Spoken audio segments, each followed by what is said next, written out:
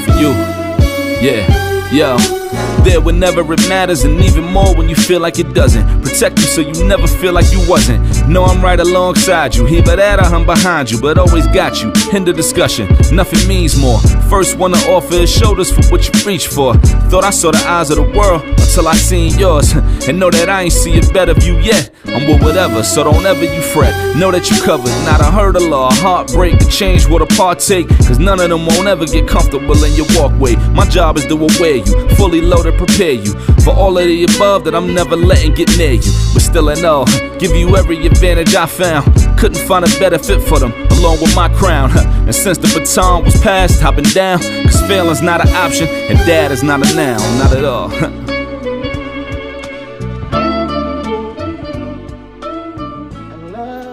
Welcome to another episode of Dad is Not a Noun. My name is Ishmael, changing the narrative for men of color and fatherhood, as well as changing the narrative for the things I care about. On this episode of Dad is Not a Noun, my special guest is a photographer, cinematographer, camera operator. He's been in many movies, from Get Out to Adam Sandler Hustler, from series like Iron Fist, Luke Cage. In the first season of Daredevil, at the age of 17, he was nominated for an Emmy, and he's on the show with me, the one and only Quenell Jones. But before we get into the great conversation, I'm going to let my homie who sponsored this conversation, Jason Richardson, the owner of J1 Studio, he has a big announcement. Take it away, brother. And then after that, we're going to get into the interview. Hey everybody, it's your boy Jay Rich. You know me, Spider-Man, all day, every day. Check it out. I'm making another game. Alright, so we know about my other game, VT Heroes, right? The deck building, fighting card game, 1v1, all that dope action. I wanted to change the genre up and see if I could do something else. So I decided I wanted to get into the realm of shooters, you know, like Call of Duty, all that kind of stuff. But I want to turn it into a card game. How, Sway? My crazy behind came up with Rival Aim. Yes, it's a 2 to 10 player arena shooter. Now check it out. You have melee attacks, range attacks. You have common loot, rare loot, legendary loot. You can run away. You can take cover. There's even a nuke. Let me stop myself right there. There's even a nuke that can kill almost everybody. I just took all the logic behind shooters and I put it to the simplicity of Uno. Wow. Crazy. There's going to be only 3 tiers. You can buy the game, you can get the game and the shirt, or you can get our super combo package where you can get the game, the shirt, a copy of VT Heroes, and a VT Heroes shirt. Now that right there, that's just, I mean, come on. Help a brother out.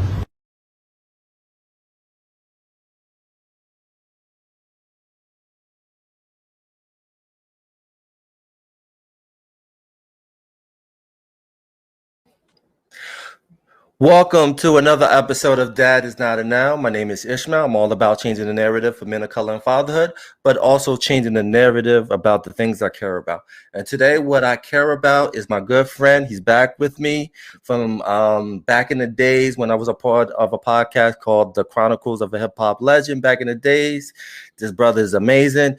He's a photographer, cinema photographer, camera operator. He's been in some classic films, from Get Out, from the first Purge. I think it's still the #1 film on Netflix, Hustler. Yeah, am I right? We're up there. You're up there. You're still up there, top 10, right? At least top 10. All right, so you're still there. And then also he was a part of, like, I do believe he did something for Saturday Night Live. I do believe. Definitely, I've done a couple of shows for Saturday Night Live. Definitely. Also, I congratulated him on the John Leguizamo's record live at Record Island. The one and only, the good brother, Quenell Jones. How you doing, brother? I'm doing very well, Ishmael. Thank you. I really appreciate, having me here and, and discussing, some of the, projects I've been on, before and now, and, doing this crazy time during our pandemic. So yeah, I'm really really appreciative of being here. Definitely. Thank you. Thank you for being on, brother. But quick question, because I'm all about mental health. I'm an advocate for it, and especially in the profession you're in. How's your heart? Absolutely. How's your heart, brother? My heart is strong. Okay. It's like, mental health is very important. Actually, it's funny you said, this past weekend I was at like a seminar of sorts about mental health within our industry, and our industry is like the fourth highest rating uh, for people who need mental health or need mental health therapy. Our industry, our filmmaking industry, and arts, entertainment in general, is the fourth leading cause for mental health stress. So, yes, absolutely. I like to take time, go on vacations or road trips or have a day at the spa. So whatever it is you do to, to just try to, relax the mind without a doubt and relax the heart and spirit. And I think that's important. And talk about this photo, because this is one of my highlights of my entire existence on this planet. Because I want to thank you. I want to thank Brother Malachi out of the UK for making this Yes, opportunity for absolutely. me. So talk about this photo. Yes, this photo from the Film Hustlers Convention, really about the birth of hip hop, coming from our good friend, from the Hustlers Convention, and that's me and you in the middle, and and everyone, and and and I feel that because that film really, it was like 5 years of my life, going around the country and even over to England, uh, and to be a part of Hustlers Convention has always been, um, I've been very fortunate, without a doubt, and I'm very pleased and happy to tell the story, you know. Um, that's. No, and I think that's important too, because when I saw the documentary and then I saw the highlights from the live show and in the UK, just the enormous love that Lightning Rod got on stage. Yeah, it was, and even for the MC, he's now the chairman of Manchester College. Uh, it it was a highlight for everyone, and it's one of those sort of deals you don't really know what you're being a part of until it's over, and and when you look back upon it, it definitely was a special time, and we was able to capture something that will actually be never done again because some of the people who are no longer with us anymore. So, uh, yeah, it's Hustle Convention. It's about 4 5 years of my life, and also with the director Mike Todd, we cannot stress. There's a partnership there, a long partnership. We've been working together on a number of projects for a number of years. So to me, is always been part of the team and trying to bring, hopefully great stories to life. And Hustle Convention, I feel is part of that. You know, uh, he's a godfather of rap. Facts. And it should be etched into the history of hip hop. Yeah. Like the documentary should be in the hip hop museum in Brooklyn. Yeah. But Hey, that's another conversation that's for another another time. conversation for Jalal and everyone. Yeah. But Yeah. you know, only thing that we do as filmmakers is try to document the truth, and hopefully those who are seeking the truth can find it. Facts. You Because the know, one Yeah, because that bro, because the one thing I love is that you were able to record Melly Mel reciting the Hustle Convention. and I was there. You know, when he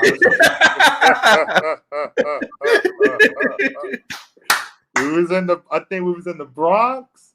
He come down with his suit, and we're there, bunch of kids playing basketball in the background, and it was pretty spontaneous, and we wasn't really sure what we was going to get ourselves.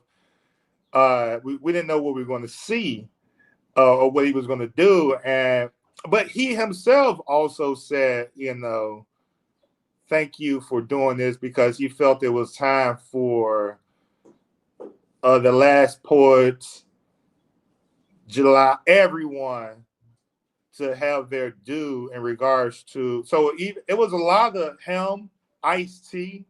Yeah. You know, there was a number of number of people who, when we did the documentary, was happy to be a part of the documentary and happy to share the story, because they knew they was doing something that's it's a part of history. You know, not like all history. Not everyone's going to know every part of history, but if you're searching, you have to come upon our film somehow. Fact. You know, and if you're searching for that particular truth of hip hop or the birth of hip hop in some form or fashion, coming from the last poet, Jalal, and others, you have to come through our documentary. You have to see our film. Yeah. Yeah, man. And that's what, to me, that's what it's about sometimes. You know, it's not always about, you want to get paid, but, you know, even Mike and I talk about this, you know, it's hard to do these type of films because you have to, you have to have principle of a profit, and that's sometimes tough. No, and that's true. And I go to that that now, I won't say analogy, but I go to something similar to Star Wars. Like you can't see the last three Star Wars without seeing the first one. Yeah. You know what I mean? Because it's incomplete, because there's a lot of stuff that's missing. And I think that's the most important thing about that documentary, is that is another missing piece of the story of hip hop. Yeah. But I also want to give a shout out to Chuck D, because, you know, he played a major role of making it happen. So shout out to Chuck D. Absolutely. Yeah, I'm glad you brought him up, because he came in later in the process, and, and we wasn't sure on how he was going to connect to the project. But once we talked to him, he got a sense of who we are, as filmmakers. He signed on board, and and it was good to obviously have a known celebrity, but that's what not the film is about. The film is about the last poets, the birth of hip hop, and Chuck D is obviously a part of that lineage of hip hop without a doubt. So having him a part of the film was just, it was just butter. Oh, definitely, man. So what came first, photography or cinematography? Cinematography. Okay. It was funny because, on Facebook, it was just recently something happened, early in my life, but, I posted a photo about, when I got my first camera from my grandmother. I gave her a shout out to Johnny May Jones. I remember asking her, because I was always into film. I don't know why, but I was always into film camera.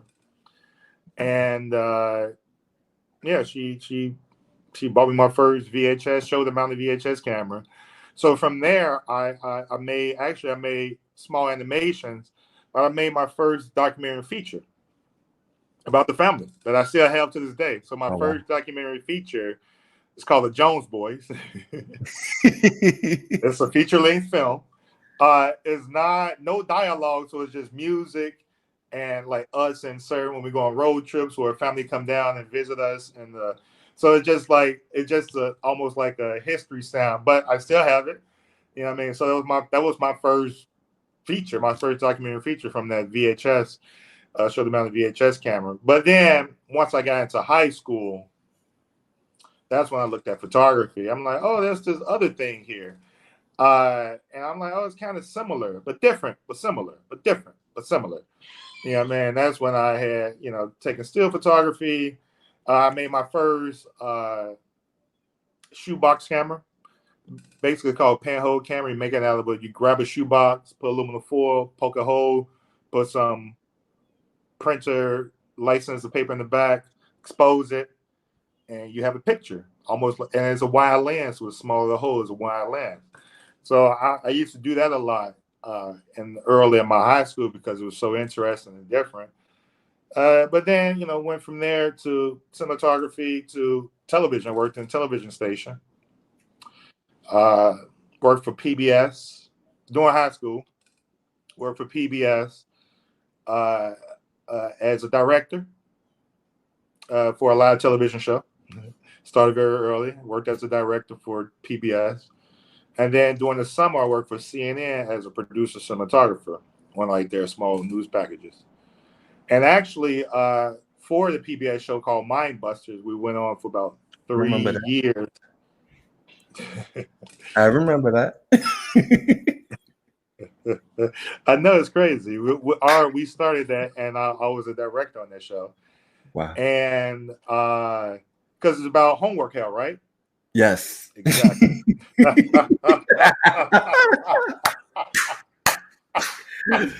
That shows my age.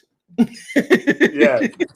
So, and from that, believe it or not, I was directing that show because they wanted something young. So but also from that show, I was nominated for an Emmy at 17. Wow. Yeah, man. Yeah, and at the time, we didn't know what that meant. My father's a grandmaster chess player, but he don't know nothing about the film industry. Right. We both looked at each other like, I don't even know what this means. We literally looked at each other like, and he like, do you want to go? I'm like, I don't want to go to the grown folks. I remember saying, I'm like, I don't want to go to the adult party, But I still have the card because I was part, because they give you paperwork. But I was nominated. That's some part of some of my lineage, and that's from television. But from there, I wanted more, and that's when I went to undergrad school. First, I went to Pratt Institute in New York for cinematography. Then I transferred to School of Visual Arts, where I completed my master's degree in undergraduate cinematography. And then I went over to England and got my master's degree in documentary cinematography. And that's where I met the director of Hustler Convention and Joe Fred. That's where we met in England. And we've been having our great friendship since. Man. So that's some of my earlier, I've been doing this, I've been loved doing this for a very long time. It's funny that you know about my busters. Dude, I do my research, and like I said, that shows my age right there, and that shows how it's crazy how you talk about your father being a chess master, grandmaster chess master, and I know you picked up some of the things he learned. Yeah. And then applied it into what you're doing. So it kind of similar because sometimes, like in chess, you have to be 5 steps ahead of your opponent. And that applies what you're doing and what you've been doing. Yeah, no, absolutely. The philosophy I learned from my father, without a doubt, will continue throughout my life. And that's the beautiful part about chess. It can apply in many, many endeavors. And absolutely, that's part of my growth. And every step my father was there when I was working at Mind Busters and my summer internships. My father was there. My father was there when I was shooting my first Bolex, when I was intern. So he didn't know what filmmaking was. He never lied. They like, I don't know what this is, Quenell, but I'm going with you. Right. So he's, and I'm like, I don't know either. I'm just going here. So we both was just discovering it together. And it was a great, partnership. My father was throughout my throughout my career. You know what I mean? So my father's been there. You know, and obviously I had along the way other mentors who helped me along the way. And you know, give a shout out to Mary Ralph. You know, she was in England.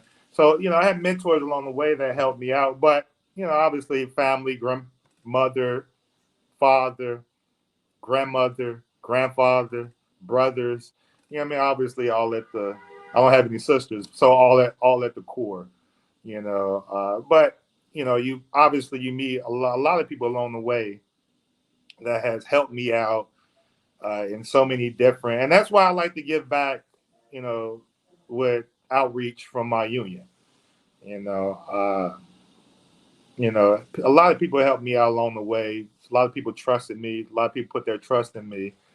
A lot of people educated me. A lot, you know what I mean? So to me, there's nothing wrong with, I believe, there's nothing wrong with turning back and helping, you know, your fellow man or one man or a person or kin, whoever you may be. Uh, you know, because to me, in our big world of it, there's enough space here for everyone. So There's true. enough space for everyone.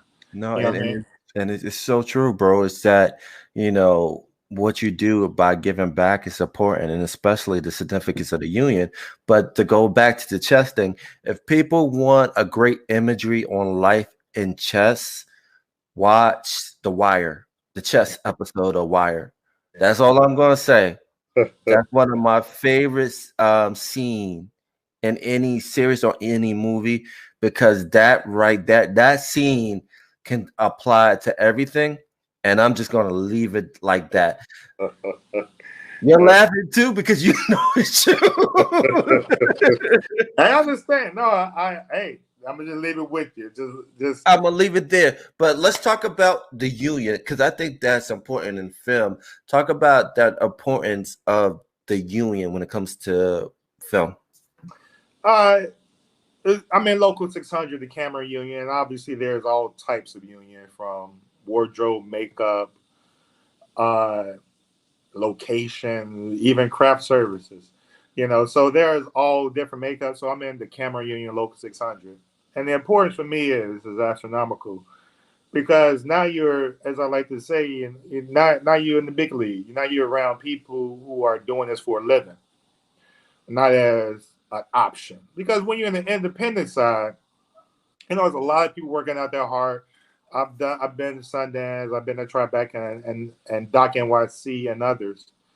But when you're in the union world, hopefully you're around people who've been doing it. This is their lifestyle career versus on the independent side where some people may have got a lot of money and this is like their first real project. They may not make another or so Right. on and so forth. While when you're working with a production company, they're trying to churn out 10 films. You know what I Right. mean?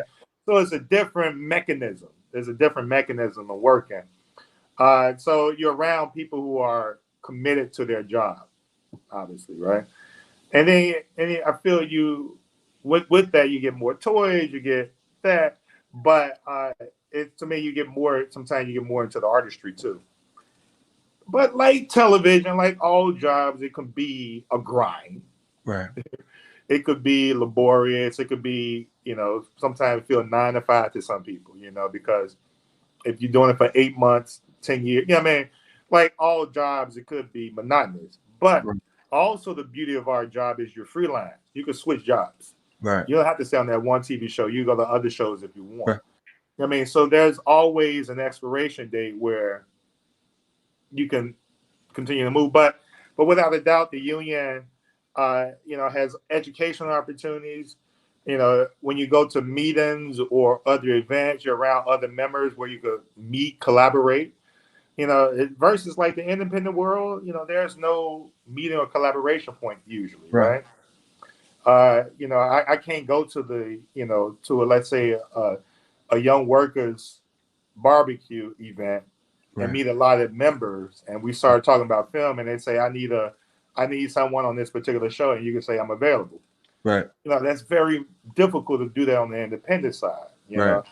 know. Also in a union there's a directory where I can call up XYZ, their telephone numbers right here, their address, and I could graciously, respectfully, obviously, call them and say, how you doing? You don't know me, but if you are looking for an operator, a loader, a camera system, whatever the case may be, here's my information. So you can at least reach out. They can at least get to know you. You may not Right. get the job, but there's an opportunity to grow. Right. You know what I mean? So to me, there's a lot of value there. And obviously with retirement and healthcare and, all the nuts and bolts on that end, which is, to me, it just comes part of it. So I would always encourage people to, you have to do it now, but at least later, start working your way, start building your credit, start building your money or whatever you need to do, start researching and get yourself into a union of some sort within your chosen. For me, it's camera, local 600. But whatever your chosen discipline is, yeah, I will always encourage that, without a doubt. No, because the reason why I brought that question up, because one of the films that doesn't get appreciated that you were a part of was the film American Fall, Yeah. which was a amazing film. Anyone that's watching, I recommend you find that film, watch it, because it's a beautiful, well done film. Thank Which you. also had Vincent D'Onofrio, which later on in the years he becomes the Kingpin and Daredevil. Yeah. So talk about again the importance of union, because again, all right, Daredevil came out like how many years after that, but again gives you opportunity to keep on working, because you were a part of Daredevil, you were a part of the Luke Cage, you were a part of Iron Fist. So talk about that. Yeah, and a lot of those people who worked on the film were from the union because it was a small independent film, but it was financed from people who are in the unions and a lot of people, my camera assistants, a lot of the art directors, a lot of people who work on major shows. Obviously, Vincent D'Onofrio, we have other actors as well. So, yeah, that's complete value there because you're around people who are committed to the craft. And with American Falls, which was very, we shot that upstate New York, and we had some second unit out in LA to get like a farm look. We did, but that was a very, passion, and you can see the film is about, different plays of racism because our protagonist is Asian, Right. But it was similar fashion in regards to racism you see getting from African Americans because the director was black and I was black. Right. So we're both, and even talking to our translator, who was some of the actors, talking to the translator because obviously we don't know the language of Chinese, but it's like even talking to the translator and just trying to have that, because I remember the conversation we had with Bay, who's no longer with us, the director, but I remember our conversation was about we're trying to have something that is about the Japanese internment camp. Right. That happened here in America during the 50s, doing that. We wanted that energy. We talked a lot about that. We researched that era, a lot about the Japanese, the Asian internment camp, but we call it Japanese internment camp here in America. Right. So we did a lot of research on that, and we was trying to pull from that particular energy and put that in the film, even though, that's why he was, the way he walked, the way he talked to Vincent, the police. Right. I mean, we went into great detail on how, no fast movements, no shifty eyes, the way you have dialogue, because we know that, any slight movement, they'll arrest you, they'll arrest your family. Yeah. That night, 3 a.m. So what do you do? And we were just trying to have that film in that crisis. What do you do? It's 3 a.m. and you're here to protect your family from the police, so to speak. Yeah. You know what I mean? So that sort of soup and the stuff that we was trying to pull from. And I that's one of my, I really enjoy working that film because it's not it's not a straightforward film as one would think it is. It's a lot Right. of twists and turns. And if you can see the film, we like each moment is almost like the screws is turning. Yeah. Right. And it gets really intense and get to, I don't want to say all the film, but you know, to the point where it gets really intense. And then like there's a small relief when they leave. It's almost like a breath of fresh air when they leave. Yeah. That's how thick we wanted the air to feel. And that's why the design of the shot, we wanted him, especially when he was looking across, we had him looking across the camera. That was a very specific, almost like, like he's been, overpowered in his own house. So yeah, it was it was a lot of discussion there. It was we researched.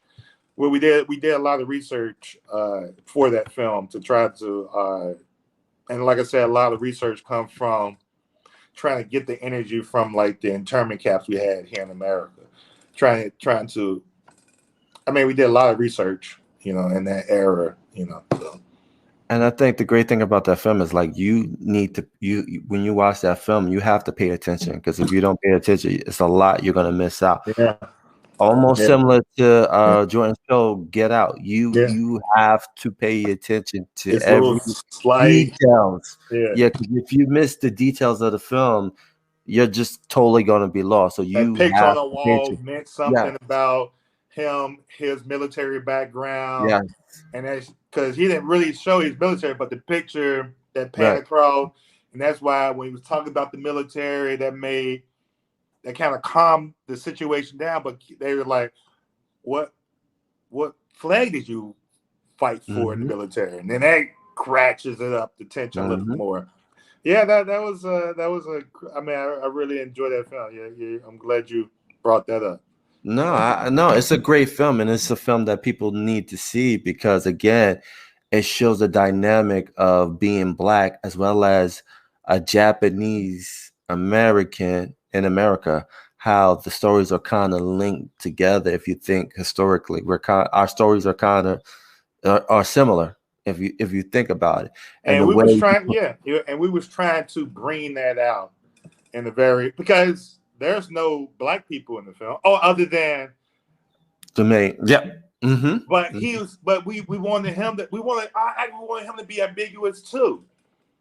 Because did he do it or did he not? Or was he just a Mm-hmm. black guy going through the town? You know what I mean? So we really wanted that. Yeah, it was a level of ambiguity there. You know what I mean? But you're right. It was it's just showing on the linkage of many minorities in America on how we have to navigate this nether place, without a doubt. And it's and again, I implore people to watch that film because it's a amazing film. But talk about, because you've been in the game for a long time, Yeah. and be transparent with me, because Sure. you can feel the room when you're in the production side of the film, behind the scenes, right? You don't have to tell me you don't have to like give names or the film, but have there been a situation where you've been a part of a film and you're like, you know what, at the end of it, you're like, this film is gonna be straight ass. I'm sorry if I put you on the spot. I apologize. But again, being that you've been a part of that world, and you see everything, you're a storyteller, you write stories and you kind of get that vibe. So I know it's been times you're like, damn, this movie's gonna be ass, and I have my name on this shit. And yeah, you can get that vibe, right? But the beautiful part about filmmaking, you never know. True. So I have been on films where I'm like, love, this is perfect. It bombs. You never hear of it, right? I've been on films where I'm like, what the fuck is this? And all of a sudden, it's number what? Yeah, I mean, it's people watch this. And that's I think for me, and that's the joy of filmmaking. You never know. Money don't matter. Yeah. Sometimes talent don't matter. True. It's a combination of it all. To me, it's like I just came from New Orleans. It's like Right. good ingredients. Some people just know how to put the salt and the pepper and the oregano at the right temperature, Right. and it just tastes delicious. Right. Yeah, I mean, some people can do it, and Right. that's where filmmaking is, and that's why for me, it's an everyday pursuit. Right. I know I worked on a lot of projects, but in my mind, I'm just getting started. Right. I mean, because there's so much to learn, there's so much to accomplish that I'm just like, this is good, but I need to know this. I need to, Right. if I put that there, and that's what makes this business career for me great. I'm like, I'll be here until I'm like 920. Yeah, I mean, so I'm be here for a while. And it's okay. You know what I Right. mean? To me, it's like, it's continuous learning. And that's the beauty, going back to the union part.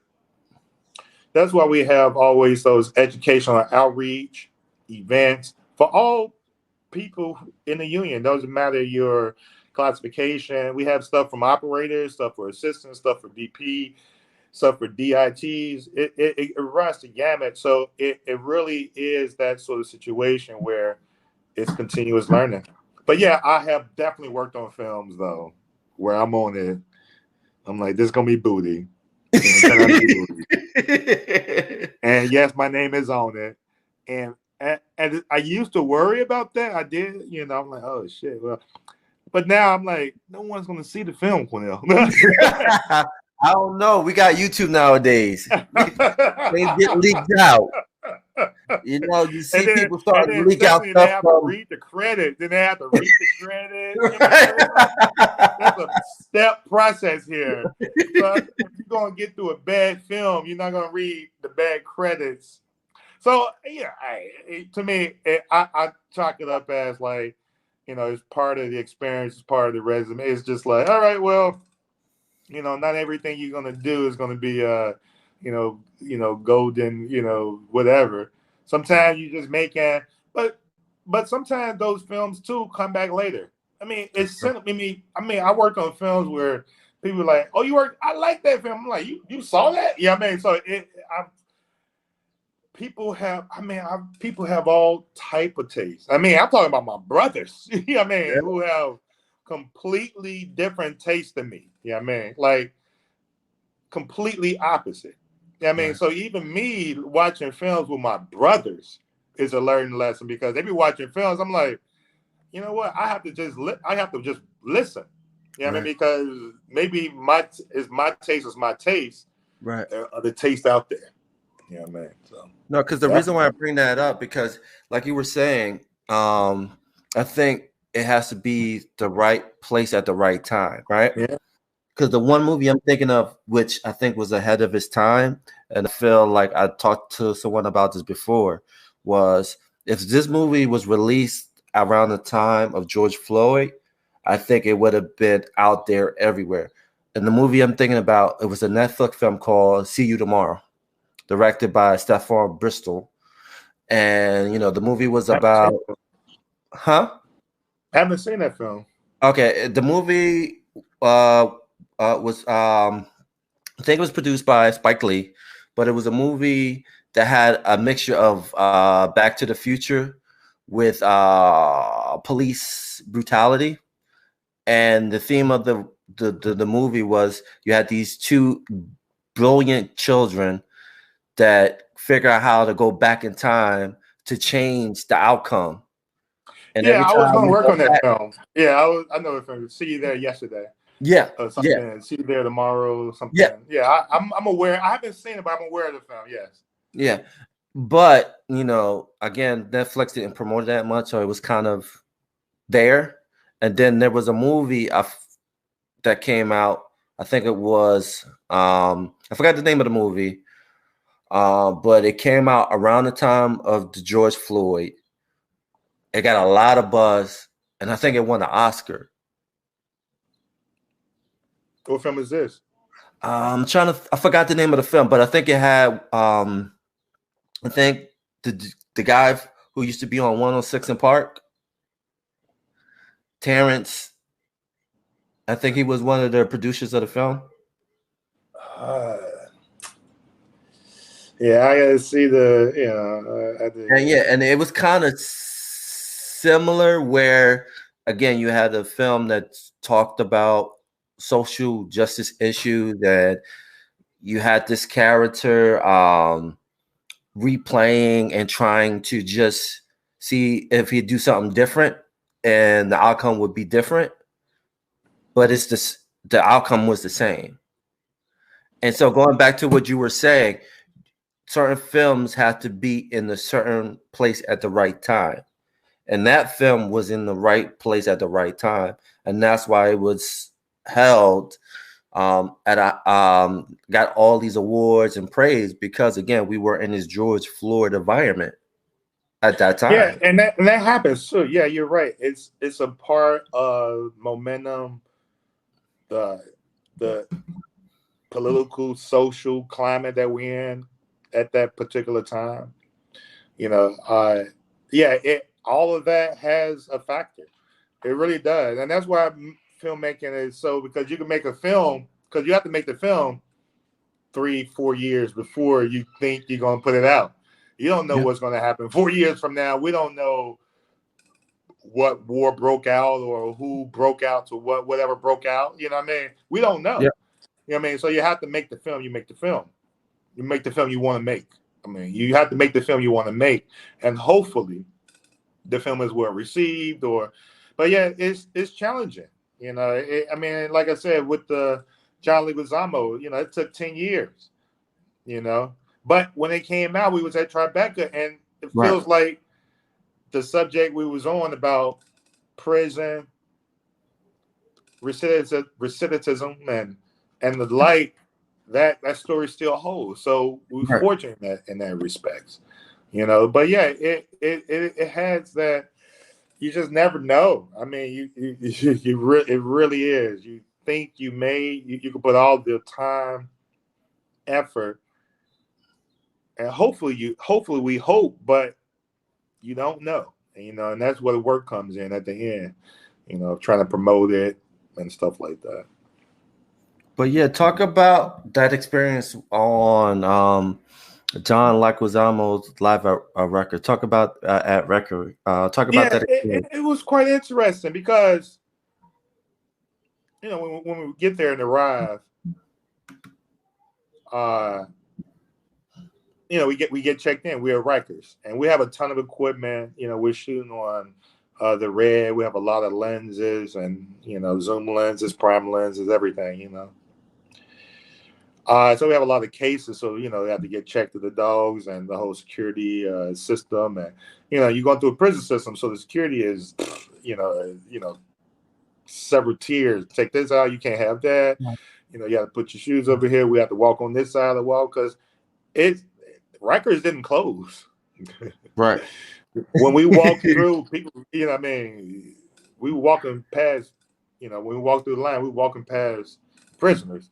When we walked outside, film outside or whatever we were doing, prisoners were screaming at us, because they could see us, so it was a live prison.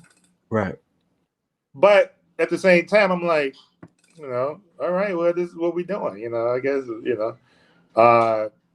so while there,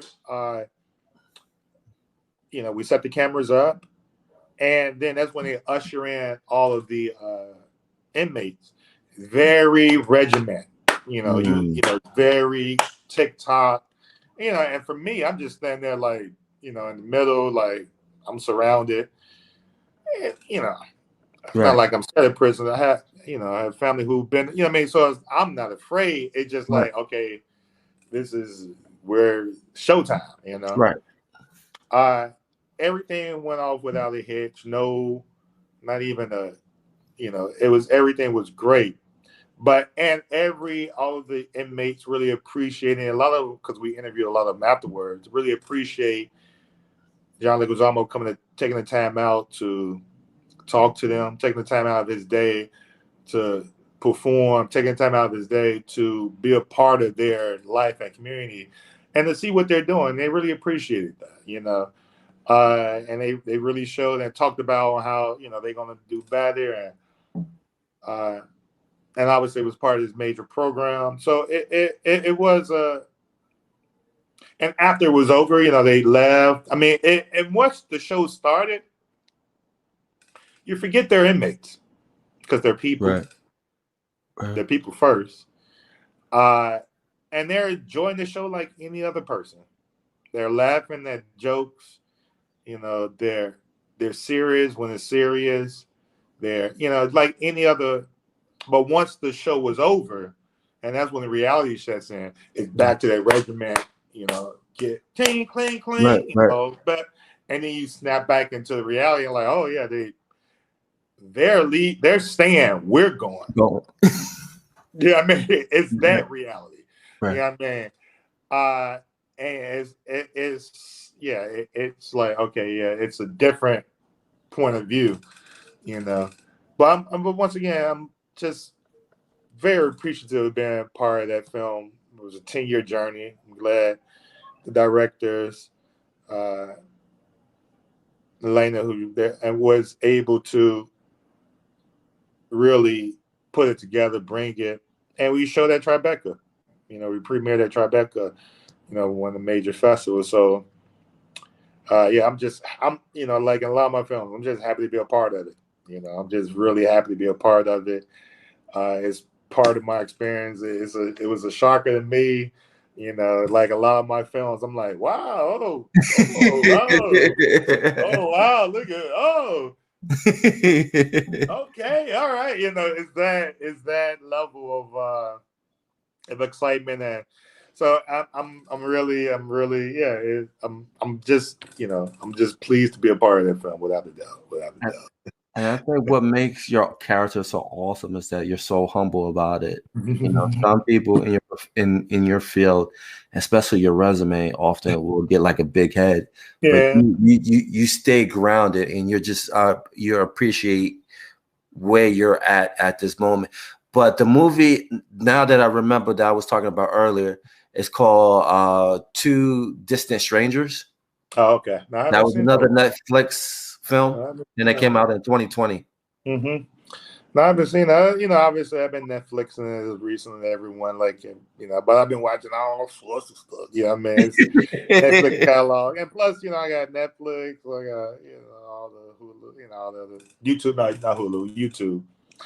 So yeah, I watched, but I recently watched Elvis, another great film. I thought it was a brilliant film, shot by Manny Walker. She did a brilliant job on the film. So, I try to learn from the best. Hell, I try to learn from the worst. You know what I mean? So to me, it's part of the just the growth of being in this cinema world. I'm the fact that you remember Mob Busters. That's where I started. Yeah, dude, that's where it all began, man. Actually, where it all began is you playing chess with your dad. That's where that's where it all started. That's where it all began. It was the chess match between you and your dad. How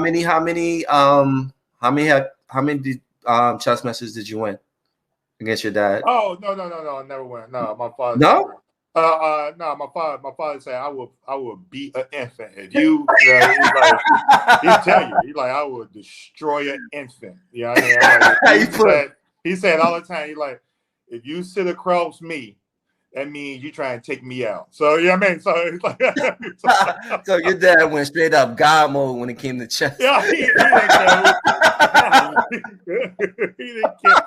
So I never won, but he did train my young cousin. Okay. Who eventually became not a grandmaster, but a young master himself. Nice. In Chicago. He don't play as much, but he was the only one who beat my father once, right?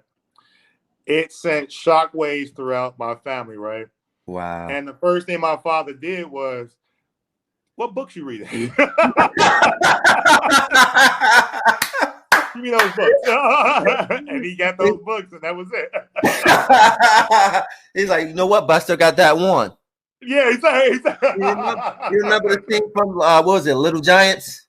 Yeah. So that's and I appreciate that. My father, like I always says, like, you can learn from anyone, even someone who, he was as young cousin, right. And he like, what books you reading? You know what I mean? So to me, it was just understand like education comes from anywhere. The point is get educated. You know what I mean? Just like that's the point. You know what I mean? To get educated, stay educated. You know what I mean? So, but yeah, you're right. It did start with my father playing chess and like what each chess game and how you were saying how chess and film can connect on how I see it. Well, my father always say, next game up. That's right. Meaning that, yeah, in this particular game, I may have lost. I was struggling. I was down.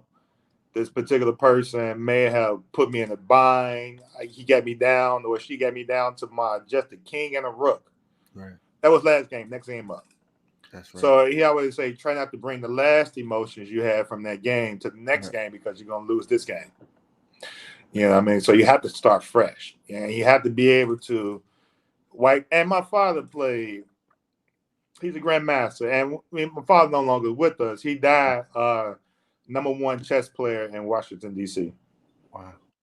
So my father played every single day at all times of the day.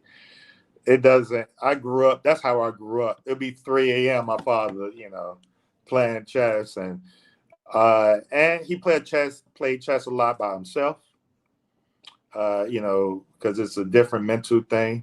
Right. But he also won tournaments where he played 10 people at once. Right. You know what I mean? So my father can, you know what I mean? So yes, there's a connection for me. There's many. One of the connections that I brought is just next game up. You know what I mean? So it's almost similar to like the film, next film up. Right. Like how you was talking about next film up. Yep. Next film up. You know what I mean? Yeah, you're right. Next film up. You know what I mean? Yeah, you're right. There was a lot of emotions there. You're right. Some jobs I work on are extremely tough. The entire job. Right. The entire job can be just brutal. Right. Just brutal. Weather and people. Brutal. You know what I mean? No. But from what my father is next game up. I think that's that you cannot bring that emotion to your next game because you'll lose. Yeah. Because now you're stuck in the past. And that's to me is part of that that I try to walk with. And obviously there are others, but that to me is part of that connection with, when the film next film up. Yeah, I mean, like I said, I worked on films that I had great love, great admiration, great enjoyment. I worked on films that are just the people, the location are just not good. Right. Doesn't mean the film isn't good or the film can still be great. It was just my personal experience. Right. But next game up. And I think that's important too. Next game up too.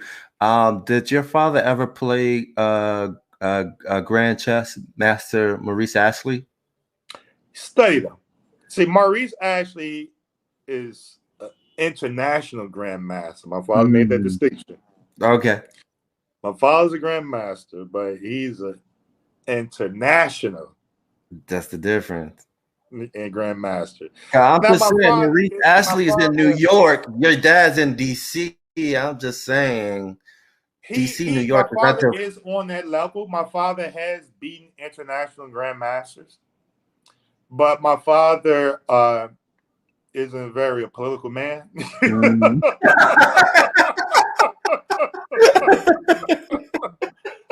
I love him. Right. But, I read a lot of his documents. I think they try to kick him out the chess thing about 3 or 4 times because my father likes to, he could be very, I don't think this is, he's that, he's not very, he speaks his mind. He's old school. It'll be the truth. It'll be the truth. But it'll be the truth that a lot of people don't want to hear right now.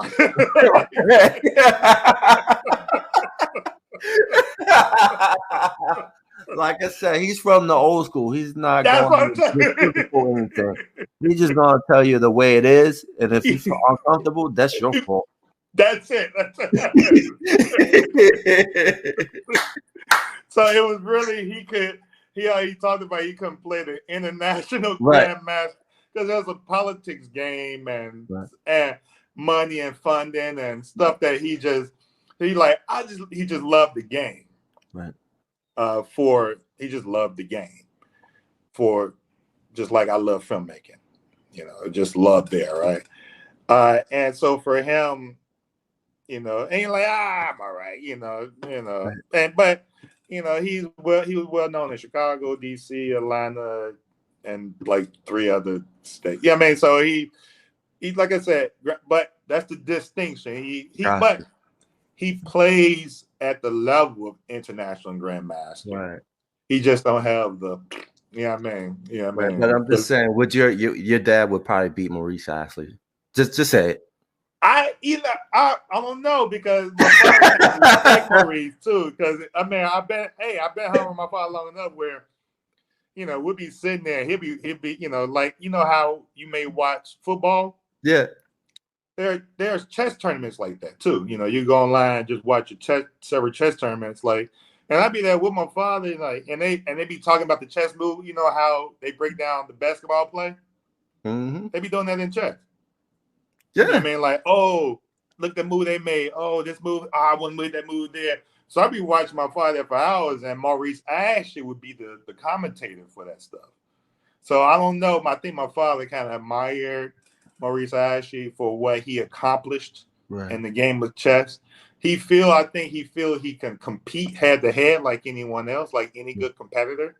But I think he also respected Maurice Ashley as well because he the one who he broke the mold. I mean, he broke it. You know what I mean? He's not going nowhere for at least another whatever. You know what I mean? So he's gonna be there a while. He's been there a while, and he's gonna be there a while. He ain't going nowhere. And like I said, a long time ago, on the old podcast, we had the honor to interview him. And like he has a beautiful mind when it comes to the game of chess because he applies life to the game of chess. Like his success and everything he does goes back to chess. Absolutely. And I think that's just phenomenal. But transition, post COVID, where do you see the future of film? Especially you see like technology is like taking over, especially like, for example, like you see a lot of the Marvel films, everything is computer generated. Everybody's going to the Unreal Engine 5. So where do you see film in the future? And then like people like yourself when it comes to work because of that key factor of technology? During the pandemic, we all were. I mean, there's no one in this film industry that wasn't worried, even in our union, even in Local 600. The pandemic affected everyone from top to bottom. It affected even up and even going to like negotiating contracts and stuff like that. Right to back to work, COVID protocols. Right. But how it's going to be in the future, I think it's going to be bright as goddamn hell. I mean, it is, even within that technology, there will always be independent films who can't afford it. Mm. You know what I mean? So within those independent films, you have to find a way to tell your story.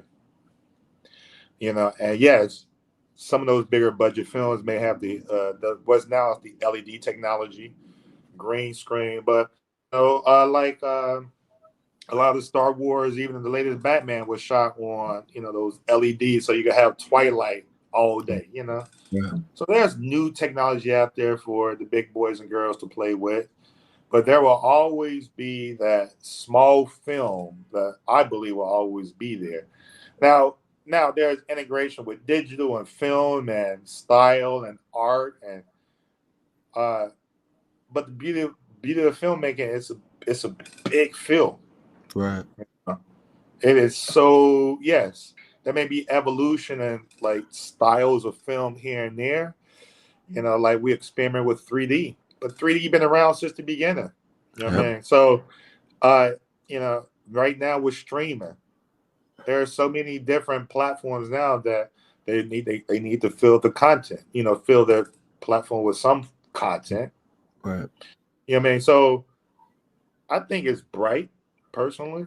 Right. Yes, technology is going to shift some films, Marvel films of sort. I've worked on a few where, it's all green screen and, you don't know what's happening. A lot of strain, a lot of pools and stuff Right. like that. You're right. That's really gonna, there are some films that, especially during the height of COVID, that didn't even have operators. They was all, like remote control operator. So yeah, that happened too on some films where, everything was done, remotely. You know what I mean? Right. So yes, the COVID pandemic has revealed that yes, you could do a lot of some things with remote heads, with remote cameras. Because that's a big trend now. Just have a dolly on a remote head Right. for a movie, and everyone operate away and just have a guy push it. Right. You know what I mean? So that's you're right. That's change in the industry a bit. But I don't I don't think in a grand way yet. Right. It hasn't shifted. It definitely affected it. It's definitely here, but I don't think it's going to get to the independent side like Tribeca, Doc NYC, Sundance, maybe some Sundance film, but not Right. all. Right. Can't afford it. I don't think people, what I mean? So I think what all good films is always going to go boil down to just great storytelling Right. from the But filmmaker. But what I worry about with great storytelling too is that I think what has died in film when it comes to storytelling is that you're not going to see films like when I grew up, they're going to be like box office films. For example, like Kramer versus Kramer, that did really well in the back box office at that time when it came out. I don't see anything similar like that. That's Yeah, going to because do. our theater experience has changed. Because like I said, I was at the theater seeing Elvis, and halfway through the film, guy was on his phone checking Facebook as if he was at the crib. And even they made signs say, "Please get off your phone." I know, and they saying like, "I know we was used to being at the house, but we back in Right. the theater." Right. So trying to get that decorum back. Right. And I'm just like, yeah, it's like halfway through the film, he on the phone like he at home, and he's sitting in the front row. So like even that decorum is like, Right. you like, it's like, So yeah, it's going to so that box office, so people don't feel the need to go to the big theaters as much because they sit on streaming quite quickly, or even videos come out of the theaters and like isn't the theater way out, so I'll wait for this come. So yeah, it has adjusted. You're right, it has adjusted. That Yeah. big box office, it has it, and most of the stuff, most of the people seeing movies are overseas in Japan or China or Yeah. England or whatever the country may be. They're saying, our what is it? Our number 3 export is films. Wow. Some weird number like that. Yeah, I mean, it is really our entertainment is like U.S. export. So yeah, those, but the box office comes from overseas. When you see those box office numbers, that's from like China, India. I mean, from other countries Right. that send those same American films. So pandemic has definitely adjusted the theater experience without a Right. doubt. Will it return? I hope so. That's why I go, because I wrote a thesis about going to the theater in my graduate school. It's a different experience versus being at home. Right. It's an absolute. When you're in a dark room, you before itself, you was forced to be in a dark room with strangers Right. and pay attention and observe. And if you go use the restroom, it's like you can't pause. I mean, so there's a certain urgency there. It's almost like going to a live play. Right. Certain urgency there. You know what I mean? There's a certain attention span that you have to give. And you don't have to give that level of attention span when you're at home and you can pause and you got the lights on, you get a phone call. So that attention span. So when you're in a movie theater, the dark room, so to speak, you're focusing on that film Right. and you hopefully you absorb in the story. you know. But then nowadays you break it with cell phone lights. So Yeah, right. so, yeah, Yeah, like I it's said, kind what of weird. that's the one Yeah. thing I worry about is like, we're in this age of box office like Marvel, DC. If it doesn't have that title, people are not gonna go see it. The exception of the rule is Top Gun 2. But again, with Top Gun Great film. 2, it brought some nostalgia to it. It had a nostalgia to it. That's why it brought people to the film. But if you create a new story, it's going to be 10 times as hard. Because again, we live in this age where people are just nostalgia to old things. They want to see remakes. They want to see sequels of certain movies that they have nostalgia to. So like I was saying before, like those original films are going to have a hard time competing with those sequels or those Marvel and DC movies. They are. You know what I mean? And now with streaming makes it even more difficult because that idea of straight to DVD that don't even exist anymore. Yeah. Yeah. So yeah, it's very and even big budget, bigger production companies are making smaller films. Yeah. So now they're even in that small market. Yeah, it's challenging. That's why I was talking earlier about every film is different and you never know. Yeah. Because you got to go through there's so many different avenues. And I've been on several films, couple of films. Yeah. Where I'm working on something. We're working on something for a number of years, let's say in the basement. We hear nothing. We come out the basement. Here's our great film. And somehow there's another film with the exact same. You're like, what the fuck? Facts. Who saw that? Who? You had a spy. So I'm like, we was random. We did it for years. We didn't even know when we were going to stop. You know what I mean? It's like, and how they come out at the same time? You know what I mean? It's like, so how can you plan for that? Yeah. Yeah. You know what I mean? And that's happened on the Joe Frazier film. And another film that I recently did. Can't think of, but it's like, I know it was a Joe Frazier. We were shocked. We were like, who working on another Joe Frazier film? Joe Frazier with us. Yeah, I mean, it's like, luckily our film, did way better and blew that film out the water. No one knows about that film. Nope. So that was at least like, but you come out the gate like, what? Yeah, man, it's like coming out. It's like, what you doing here? Right. So how can you plan for that? Yeah, that happens all the time. And say, for instance, you have maybe 2 to 3 films like that come out this. How do you plan for that? So that's the challenge in the filmmaking. But that's also the joy. That's the beauty. That's why I do it. That's why we do it. Man, that's what it's about. You just never know. Yeah, man.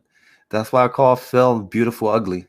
It's beautiful ugly. It is. It is. Because it's beautiful, but behind the scenes it's ugly because of stuff that you go through on a daily basis that people who watch the movie does not know what goes on. And if you try to explain it, it's weird.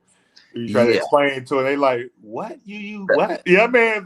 It's like you guys are speaking Martian language. 8 credit cards. Yeah. The whole movie is on 8 credit cards. And you come out the movie theater and you say it's no good. You better love my film. Yeah, man. It's like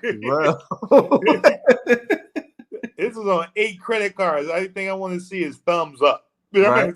Yeah, man. Because that's the one thing I get frustrated too is when you have like people that review movies and they talk about it sucks. It's like, okay, it sucks. Then you make a movie. Exactly. It's like, well, if I wrote the movie, this is what I would have did. Like, then you do the shit. You do the shit. It's like, because go for it. That's why I'm like, you go for it. And I'll see you in 5 years. And Yeah, man. you get paid for talking shit about movies.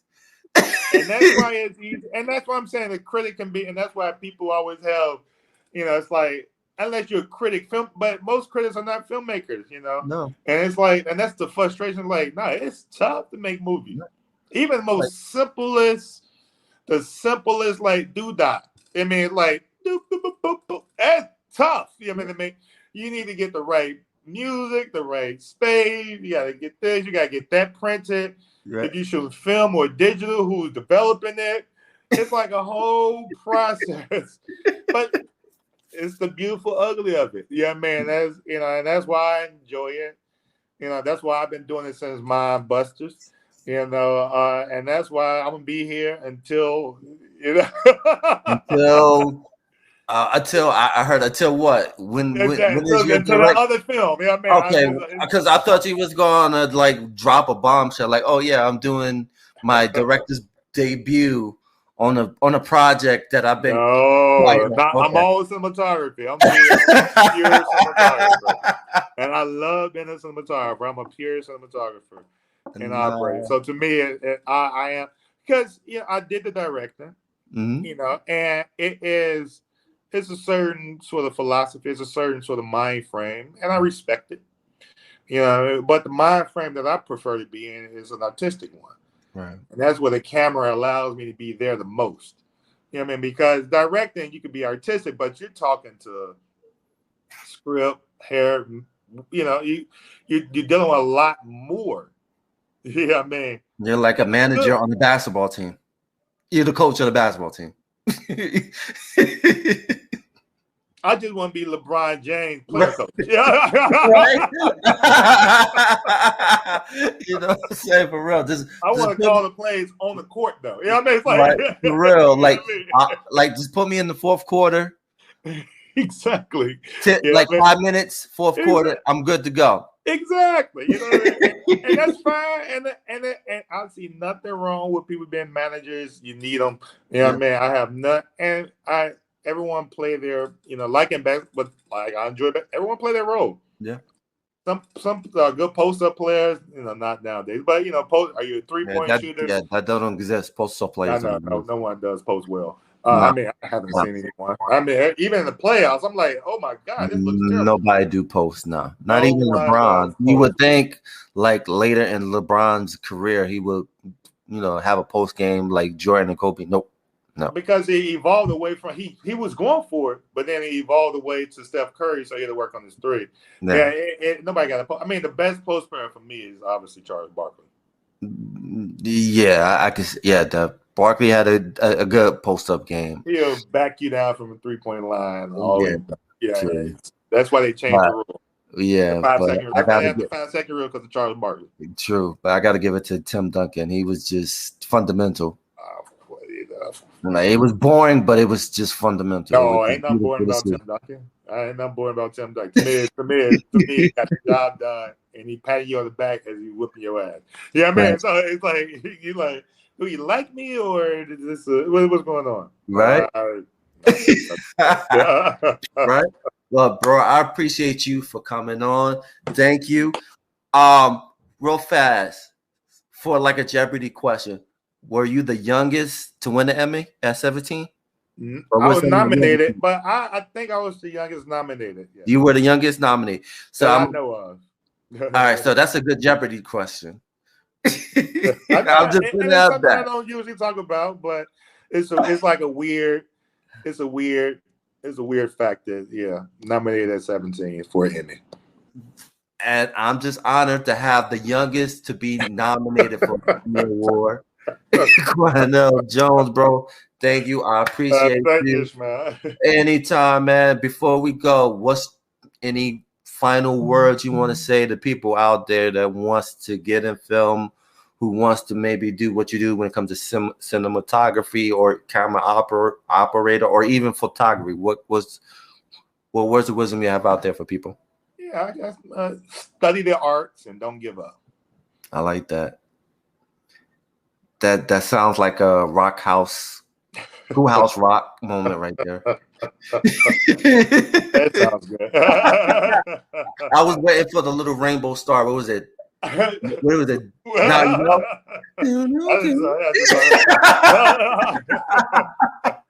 But bro, I appreciate you. Thank you. No problem. Thanks for having me. And we're out. Peace. All right, thank you. Peace out. Purpose. It's the most important thing you'll ever do. Just be a dad.